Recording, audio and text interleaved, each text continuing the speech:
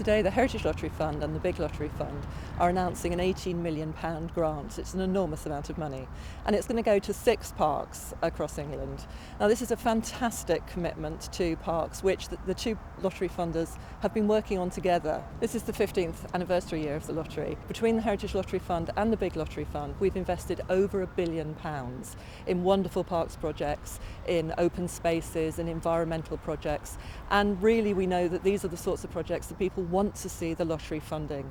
I'm really keen to support this. I mean, just look around me now. This park is full of life. I can see lots of people in this park and they've stepped out of their offices, out of their classrooms, out of the shops, and within seconds they're here in a really healthy environment. It's absolutely fantastic resource. Well, my husband and I come here and picnic in the summer and bring our Sunday lunch with us and just generally walk around and feeding the ducks and relaxing and just the benefit of fresh air. Where else can a family actually go on a nice day and not have to spend any money? They can go to the cafes if they want to, but they can bring picnics. This place in the summer, you hardly see a patch of grass. For people to be able to come locally and have a cup of coffee, whatever the weather, in the cafe, or be able to use the community room, to be able to play on the tennis courts, which are looking really worn at the moment, is going to be such a big thing.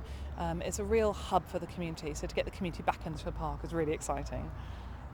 Parks don't stay beautiful without a tremendous amount of management. I can hear a leaf blower off here. These beds are all planted, the trees are managed and looked after, the grass is cut, the paths are maintained. If you just leave a park, it very rapidly decays like any natural space. Once the lottery funding has been spent, it can't be wasted. This has to be followed through for the following years. So if you think your council have taken their foot off the pedal, then do write them a letter or go and politely bang on their door and say, oh, come on, the park needs your help here. We want to hear your voices so that your parks can be better. But one other thing, don't always complain, because if you're lucky enough to enjoy a fabulous park, write a letter saying how good it is, because then that council will value the park and they know they're hitting the mark. And they'll continue to inject funding and care for it. I think what lottery funding can do is give real heart back to parks, for the lottery to be able to support the extras in the park, to mean that they are special places.